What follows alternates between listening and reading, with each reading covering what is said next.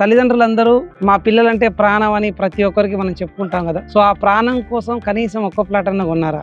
ఎక్కడ కొంటాం సార్? డబ్బులే లేకపోయా పిల్లల ఎడ్యుకేషన్ తోటే ఇబ్బంది అవుతుంది. సో ఎడ్యుకేషన్ ఎంత ఇంపార్టెంటో పిల్లల కోసం ప్లాట్ కొనడం కూడా అంతే ఇంపార్టెంట్. ఎందుకు ఈ మాట చెప్తున్నానంటే, నీట్ లో సీట్ వచ్చి, ఇంజనీరింగ్ లో సీట్ వచ్చి 1 ఇయర్ బ్రేక్ తీసుకొని నెక్స్ట్ ఇయర్ చదువుకోబేట, ఈ సంవత్సరం డబ్బులు లేవు నెక్స్ట్ ఇయర్ చదువుకో అని చెప్పే ధైర్యం ఏ తల్లిదండ్రులకైనా ఉందా? ఎందుకంటే అది భవిష్యత్తు, చెప్పలేము కూడా. మరి ప్లాట్ భవిష్యత్తు కదా. గ్రాడ్యుయేషన్ అయిపోయి హైయర్ ఎడ్యుకేషన్కి వెళ్ళాలంటే కూడా, అబ్రాడ్ ఎడ్యుకేషన్కి వెళ్ళాలంటే కూడా ప్రాపర్టీ కావాలి కదా. మళ్ళీ మనం మార్టిగేజ్ ప్రాపర్టీ బ్యాంక్ చూపించినాకనే వాళ్ళకి ఎడ్యుకేషన్ కోసం పంపించడానికి అవకాశం ఉంటుంది. అప్పటికప్పటికి డబ్బు కావాలంటే, అప్పు కావాలన్నా కానీ ప్రాపర్టీ చూపించాలి కదా.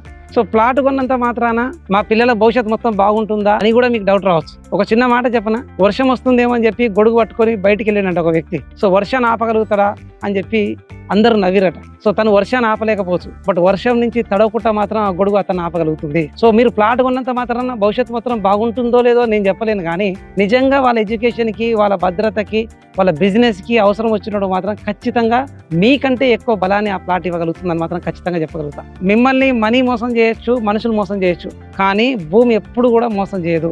కనీసం ఒక్క ప్లాట్ కొని పెట్టండి. సో వాళ్ళ ఎడ్యుకేషన్ కావచ్చు, వాళ్ళ బిజినెస్ కావచ్చు, వాళ్ళ భవిష్యత్తు కోసం ఖచ్చితంగా భరోసాగా అండగా నిలుస్తుందని మాత్రం ఖచ్చితంగా చెప్పగలుగుతాను. So do invest in real estate and create a legacy for your next generation.